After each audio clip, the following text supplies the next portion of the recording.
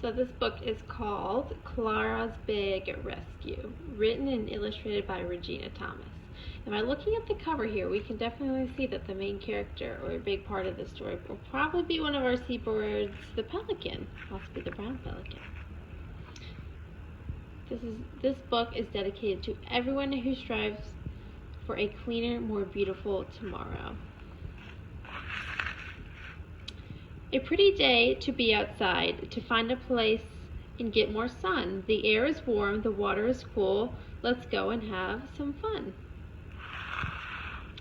High in the sky above the beach, the waves and the shore, a single bird named Clara flies over the ocean floor.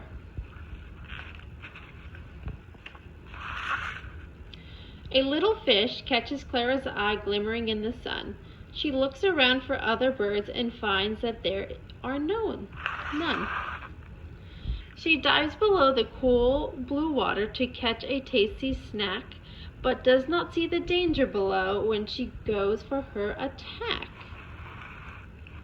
So you can see it here.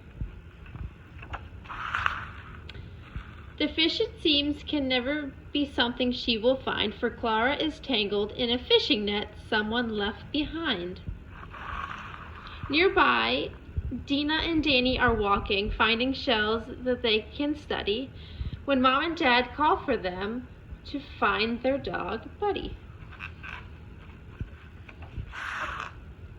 I like the beach, the water is pretty, Dina was remarking, but all of a sudden and out of nowhere, Buddy starts loudly barking. Oh no, says Dina. Mom, Dad, yells Danny. A bird is trapped, it seems. So Dad gets out his mobile phone and calls a rescue team. The team arrives to rescue Clara before it is too late. Once released, they move her where she can recuperate. All the family gathers, discussing litter they have seen, when Dina and Danny decide they will form a cleanup team. They walk the beach collecting trash, cleaning up the land. As they walk, others join, willing to take a stand. All work hard for many hours with patience and devotion.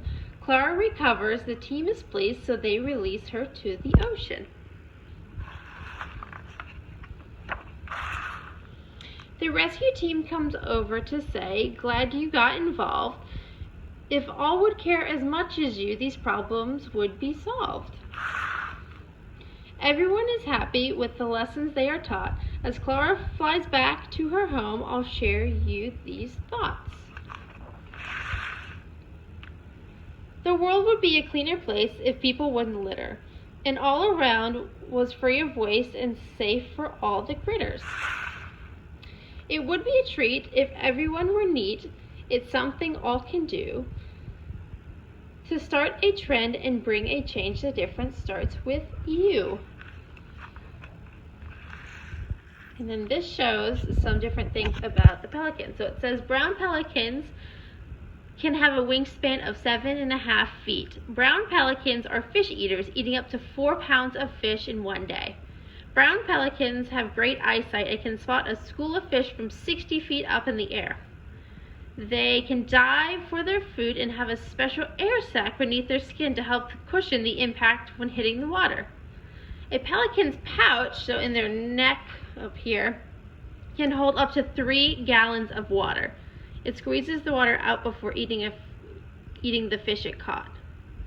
In 1970, the U.S. Fish and Wildlife Service listed the brown pelican as endangered. In 1985, they were taken off the list for the southeast U.S. thanks to conservation and protection efforts. Over here, it's talking a little bit more about litter. So it says litter and trash. So litter is trash in the wrong place on the ground is one place, for example. Over 51 billion pieces of litter land on U.S. roadways every year. Litter hurts everyone. It costs money to clean up and makes communities look bad. Litter can end up in natural areas where it impacts wildlife, anyone can help prevent it. In regular litter cleanups and litter awareness programs, help keep communities clean. And then this book was founded actually in Charleston from the Keep Charleston Beautiful Foundation. And that's it.